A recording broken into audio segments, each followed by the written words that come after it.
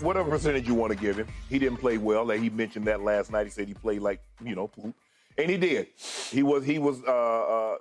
you remember we talked about the Clipper game, and we said, I think that was the worst half I've seen LeBron play in a very, very long time, if not ever. Well, this rivals that. It was right up there with it because he was pretty close to points and turnovers in the first half. I think he had 6 points in the first half. I think he had 5 turnovers. He did. He didn't play well, and that was one of the main reasons that they lost the ball game. Anthony Davis gave you, Skip, I told you, I said, Anthony, hey, 1, 3, 5, say, AD's going to have a monster game. I said, always, he's going to have a monster game. He needed someone to come along with him. He did. Like Ja got Desmond Bain to come along with him. Or vice versa. Or vice versa, yes. But that was the type of effort that AD needed from LeBron, and he didn't get it. Also, D-Ham, you've got to stop this lineup of going LeBron and Rue as your bigs and 3 guards. You're getting crushed. This is a great rebounding team, even without Steven Adams, even without Clark. So stop running that lineup. Malik Beasley has become unplayable. Troy Brown, you can only play him for about 2 minutes. And that's it, Skip. The backup unit, look at this. Minus 20, minus 18, minus 23, minus 26. Those are the guys that played multiple minutes. I mean, the starters only got outscored. Only one guy, LeBron, was a -1. Everybody else was 2, or, worst case was D'Angelo Russell was 0, plus minus. But the backup unit, they were awful yesterday. And even as bad as they played, Skip, late in the third quarter, Austin Reeves missed a 6-footer that would have given them the lead. And then he missed that shot. They come down and go boom, boom, boom. And it goes from, they go on a 12-0 run, and basically they never look back after that. LeBron didn't play well. It was one of the worst halves of one of the worst overall games that I've seen him play in a very, very long time. And that's saying something. But they better come with it on Friday. You better. They better come with it on Friday now. Now, you can come out there and dilly-dally around LeBron and try to get your guys involved, but you better put your head down. Hey, we'll talk about Golden State. Like I said, Steve Kerr will put all his eggs in one basket because he's looking to go back to the chase and close this thing out of 6. I would hope so. And that's that's what they did. D-Ham, you need to come up with something. Hey, you might have to only go 5 players. You might have to go 5 deep. That's what you might have to do. You might have to go 5 deep. But LeBron didn't play well. If you want me to give him a percentage, I'm going to say 85, 90% of the blame of last night's on his shoulders. All right. I'm not going to be quite as harsh. I wrote down 75%. But I will concur with your view of the first half. Here's why. It's always debatable. On a consistent basis, LeBron is still the best player on the team, right? Because you never know exactly which AD you're going to get. It seems like every other game you get all day, and every other game you get always disappointing. Yes. Last night, you got monster AD. Yes. And just when I least expected it, you got shell of himself, LeBron James.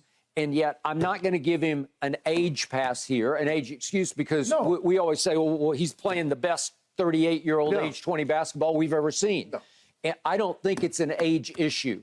Did he hit the wall? Did he run out of gas? Could he just not quite dredge it back up in time in 48 hours for a closeout game at Memphis? I'm not going to go there because I don't think that's what happened. It wasn't because, Skip, they played Saturday, Monday. Okay. And he played just fine. Okay, I got it. I thought the Grizzlies looked ready to be beaten going into this game. I thought the game that you attended back here at the Crypt, I thought that they looked like they were done to me. They looked like they just wanted to go home for the holiday or go to Cancun. It was time for their season to be over because it's been a long season with all the jaw off the court. And then Dillon Brooks had sort of spoken himself out of existence, if that's possible, because he has been even worse shooting the basketball than LeBron has been in this series so far. So he's become a liability for them. And by the way, they had to switch to Luke Kennard last night, and then he banged up his shoulder, and I don't know what's going to happen to him. But they made their run because they took Dillon Brooks out and put Luke Kennard in. Yes, they did. And I'm not saying Luke Kennard's any world beater, but he hit some big threes, though. Okay, he faces the floor. And he's obviously a much better shooter than Dillon Brooks because Dillon Brooks can shoot nothing but his mouth, right? Exactly. Well, seriously. Okay, so I thought LeBron would come out because he was playing for rest. So I thought he would come out and it's a pay me now, pay me later. I thought he would pay in the first quarter last night so that he did not have to play for X number of days as they awaited the other series to end.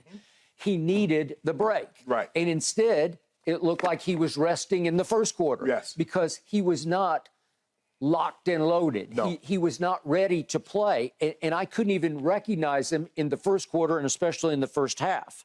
Okay, so this is the first indication that this is still the best passer in basketball. This is still the highest IQ in all of basketball. And he is the point guard for the Los Angeles Lakers. He is the orchestrator. He is the maestro. And he is the driving force. Yeah. So I'm going to show you what he did in the first half turnover-wise, because he did have 5 in the first half. That's on pace to go 10 for the game. Yeah. That would be not very good. But this was even worse because he unset the tone for the Lakers in the first quarter and then the first half. If we could see the 5 turnovers, please. Here we go. This is early on. Okay, he wanted a foul. Stumble over his own feet there. That was his own feet, yeah. Some of this is sort of Westbrookian. Like, he's just not into it. He's not focused the way he should be focused. Right. There we go again, out of bounds. I'm going up, and I'm not sure. Okay, I don't see him do that. Right. That's Russell Westbrook special stuff, right? You can see him start to get frustrated, Skip. You can see him start to get frustrated. All right. They started crowding him. All right. So for this series now, from 3, he is 6 for 36. Over the last 4 games, he's 3 for 28. 3 for 28 is 10.7%. Okay, he's never been a very good three-point shooter. No. But he can be streaky. He can also be unstreaky because the odds are he'll be cold longer than he'll be hot. Right. Okay, so now he's just been cold, and it's gotten worse. And I don't have an answer for this except just quit shooting the threes, because last night he goes 1 for 9. So he's being stubborn about it, like, I'm going to find it. I'll find my stroke. Are you okay with this, that he just keeps shooting? Because 9's a lot, I got to tell you. At some point, you either have to give it up and just say, I'm going to put my head down and drive the basketball, or I'm going to start posting up more. Well, if you saw the one that he hit, he could have easily been over 9. Thank you for bringing it up, because I would like to see it. It cut the lead to 3, so it was actually a big shot. But here's the one that he made, and Austin Reeves gets just annihilated by Jaren Jackson. And then LeBron tries, and it goes, it lipped, and it looked like it was down and out and down, and then it fell. Okay, a little bit lucky, and yet that was the 1 of 9. Yes. This is dangerously turning into a liability for this team, because when you go over the last 4 games, 3 for 28, that means 25 trips down the floor, you missed shots. Yes. And the one thing we know, the three-point shot has revolutionized basketball. Yes. The way the dunk once upon a time did. It has turned into the modern-day dunk. And there is nothing like a 3 to take a home crowd out of a game. Right. But there's also nothing like a 3 to incite the home crowd. To shoot you out of a game. Yeah, to shoot you out of a game. And now he's on one of those negative jags where it's just going from bad to worse. And he's either got to stop shooting or be in the lab today, shoot 9,000 shots today until you just shoot your way out of the mental whatever demons that you have. Well, Skip, they're doing a good job. I mean, they got Xavier Tillman, who's another big body, so LeBron just can't bully him. No. Because he's a big body, he plays physical. They bump him. Dillon Brooks does a great job of bumping him and bumping him and bumping him. But the thing is that, okay, we'll concede that. Yeah. We don't believe you can hit enough of those to beat us. Yeah. We just need to keep you away from the rim. We need to keep you out of the paint. So they're trying to entice him to shoot those threes. I mean, he's open, but there's a reason for that. That is correct. Because they don't want the lane. They don't want the highway till you to get to the lane and finish at the rim. Yeah. Or they don't want you to drive and kick.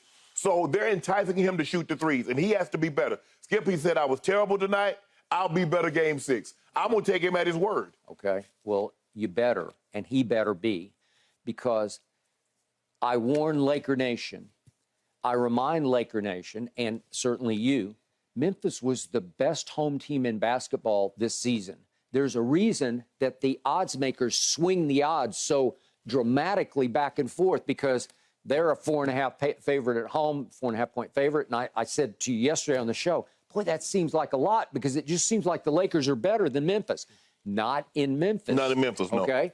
And yet you come back here and it's 4 or 4.5 here. So it's almost like a 9-point swing between the two home venues. So what's the line? What's the line for Friday night? I think it's 4. Well, I wrote it Lakers down about 4? here. 4.5. Okay, so it's swinging 9. Right. That's what it is. I think they were about 4.5 last night in Memphis. Right. That's a pretty huge discrepancy between the. So the odds makers are saying this team's really good at home and this team's really good at home. Right. I still say the Lakers are a little better than obviously the Grizzlies are, but LeBron has to carry his weight because when he and AD show up. Well, yeah. They don't. Yeah, they gave it. I mean, you know, Bain and Brooks gave you 64, and LeBron and AD gave you 46. Yep. That's not good enough, Skip. That's not good enough. Okay. So AD said after the game that he went to LeBron. He said LeBron has always picked him up when he's hanging his head. So he said, I saw LeBron hanging his head after the game. And he said, I went and told him, you have the most points scored ever. You're the best basketball player to ever touch the court. That's debatable on this show, but I'm happy he would tell him that at that moment, because that's what LeBron needs to hear. Okay. Because all of a sudden, to me, Game 6 back here in Hollywood becomes virtual do or die, because I don't want to see your team have to go back there and deal with them again. The next time they take a flight, it needs to be flying somewhere in California. Either Sacramento or Golden State. It's going to be Golden State. You know what I'm saying? But that's the next time you need to take a flight. San Francisco, that's where you're bound. You heard, who was it? Skip. Devin Booker. Mm-hmm. Devin Booker said the next time we play a LA team, it needs to be in the Western Conference Final. So he's mean to say, I don't want to get back on the plane and go back to LA to play the Clippers again. Yep. If we play another LA team, it needs to be in the Western Conference Final. Yep. The next time you guys board a flight, you need to be headed to the Chase Center. Okay, so back to the sort of sidebar narrative to this whole series has been LeBron versus Dillon Brooks, Dillon Brooks versus LeBron. Right. It's actually Dillon Brooks versus LeBron. Yeah. It's not the other way around. Right. And yet Dillon Brooks has spoken so much that he has increased such a spotlight, such heat on himself, that he has crumbled as a shooter even worse than LeBron has crumbled in this series. But he was never a shooter. I know, but he's even worse now? He's way worse, because he's shooting 30% from the floor.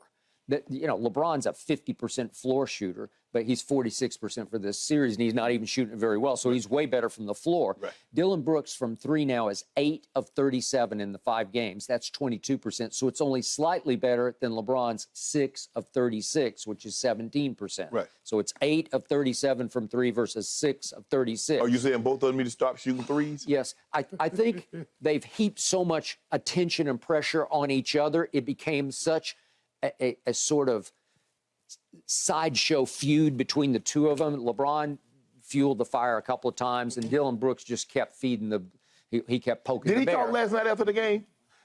I don't know if anybody cared for him to speak last night, but I didn't see any. Maybe I did. I think he did. Okay. Yeah, I think he did speak. Okay.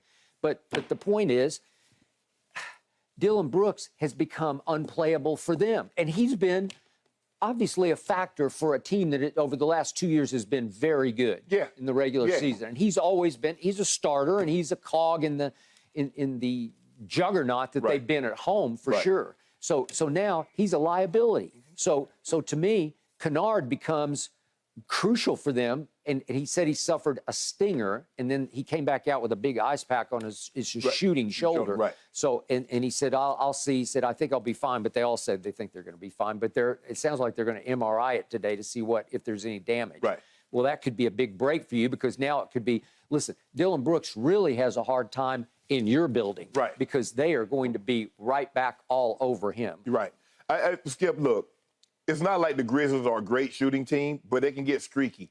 And if you noticed last night, Skip, they hit a couple, and then they hit like 3 or 4 of them in a row, and that really opened the ball game up. Yeah. It's not like Desmond Bain shoots 40%. It's not like Ja. But Ja, he was only 2 of 5, but they were big. And they came in that run when they got it. And so that's the thing that the Lakers got to do. The Lakers, that was last night. I mean, I could tell in the first quarter the way LeBron was playing. I was like, okay. And even after that, Skip, you had a 6-foot shot to put you in the lead. You did. I got it. So they roared out of the halftime locker room. They were down 9 at half, in large part because LeBron just didn't show up in the first half. But all of a sudden, they showed back up as a team, and they cut it to 1. And then I'm just watching Twitter. I don't read my ats, my mentions, but I do watch what's trending. And all of a sudden, as usual, right on schedule, Darvin Ham starts going up. Yeah, substitutions. Okay. And he basically got fired last night on Twitter, but he always gets fired. Right. And you always talk about how hard it is to play alongside LeBron. Well, trust me on this. As a first-year head coach, it's really hard to coach LeBron's team because Laker Nation, most people, certainly the LeBron fans, they're not going to blame LeBron. They're going to blame the coach. Right. So now Russ is gone, so he can't be the scapegoat for the quote-unquote GOAT. But Darvin Ham, God, he just gets savaged on Twitter, and it's almost on a nightly basis because he took AD out right around the time you had just cut it to 1. Right. But he didn't sit him for long because I looked at But why would you sit him at all? I don't know. He obviously had it scheduled in his head. This is when I'm going to, but you have to play the game as it unfolds. Exactly. Yes. Did you have schedule that you're going to get outscored in the first quarter 38-24? No. Did you have on schedule that you was going to be down by as many? So you cut it, and so now all of a sudden, AD, come take a blow. No, AD, keep going. Let's keep this momentum. Okay. He only sat for a minute and a half, but it was a crucial minute and a half because they scored 7 straight points, and all of a sudden it starts to slip away. And then he comes back and can't get it back. He can't get back in the rhythm because the home team and home crowd have caught fire. Right. And all of a sudden they go on a 19-2 run. So you go from only down 1 to, whoops, the game's over. By the end of the third quarter, it just felt like it was done, right? Yes. Okay, so Darvin Ham, Look, he's just learning on the fly. I still appreciate his command of the team. I like what he says. I know a lot of people get tired of the cliches, and it's almost like he's trying to write a book about all of his saying. It's almost like your grandfather. You know? Like he's almost like in the same ballpark with your grandfather. But the point is, this is all new to him. He has not done this in his life. He's been an assistant for a long time. But it is hard, and it's hard to coach LeBron because the pressure, as you say, it's like the three-point shooter pressure alongside LeBron. Yes. And it also becomes easier to shoot threes alongside LeBron if he's making some of his own. But I think the thing is, Skip, is that you told me Malik Beasley had made the second most threes and this third most over the last 2 years. Yes. And he gets in there with LeBron, and he just clanking it, Skip. Yeah. And now he's fallen mostly out of the rotation, so he comes in and the pressure is amped up on him. Didn't he make a couple last night? He made a couple, made one early. Right. But here's the thing, though, Skip. But my thing is like, okay, the 3 ball's not falling. Let me play some defense. Let me get some rebounds. I can't be bad in all. If I'm a shooter and my shot's not falling, I got to be able to do something to warrant the coach to keep me in the game or to play me at all. Right now, their fire starter has been D'Angelo Russell because the way when they came out of the halftime locker room, he was the one who lit the fire, right? 2 quick threes. And he did that the other night in the home game. Obviously, he made 3 in a row that saved the game and maybe saved the series. Right. Okay, so now, big picture. What's your confidence level as you come back? Because, again, it feels like you better win this one. Oh, they're going to win. Yeah. I wasn't confident that they was going to win because they don't handle. The Lakers don't do prosperity very well either. They're one of the teams that have veteran players, and you can talk about it. And I heard them say, well, AD and LeBron say the importance of this game, of a game 5, blah blah blah. That sounds all fine and good, but until your back is pressed against the wall, and maybe they don't feel a game 6. I mean, game 6, their back is pressed against the wall because they're up 3-2. But it is. Yeah, it is. I agree. To me. And it's not like LeBron hadn't been through this many times. The pressure is intensified upon him because they need him to set a tone on what's going to be Friday night. They need him to set the tone in the first quarter. We mean business tonight. Because Memphis teeters psychologically, And if you'll come out and show them, no, this is ours. It's our house, and it's our game, and it's our series. Right. And it's going to end right here. Right. And you have to show them that early, and I think they will fold. But a lot of that is heaped upon LeBron, because I'm not even sure you can you count on AD to give you another, whatever he had 31-19. 31-19? I don't know. I mean, look, Skip, when he's locked in, Jaren Jackson is Defensive Player of the Year, but they can't see AD. Skip, he's so skilled. He got the step back. Yep. He can put the ball on the floor. He can get all the way to the rim. Yep. He made his free throws last. Yeah, Jaren Jackson just bothers him at the rim. At the rim, yes. Because a lot of times, Skip, he's coming from he's coming. He's coming. Ask Austin Reeves. Austin Reeves thought he had a jumper. No. And hell, I didn't even see. I'm like, where did he come from? Yeah. He had the guy. His guy was in the corner. Yeah. That kid plays hard. We got this. Yeah. Okay. So you're 10 on a scale of 10 confidence. 9.2. 9.2 says Shannon Sharpe. All right. 9.2. All right, guys. LeBron played almost 37 minutes last night, so he's got to rest fast. Tip-off tomorrow night, 10:30 Eastern, 7:30 Pacific. Thanks for watching, Undisputed fans. Subscribe here to get the very latest from Skip and Shannon. Plus, go watch a few segments from our other shows on FS1.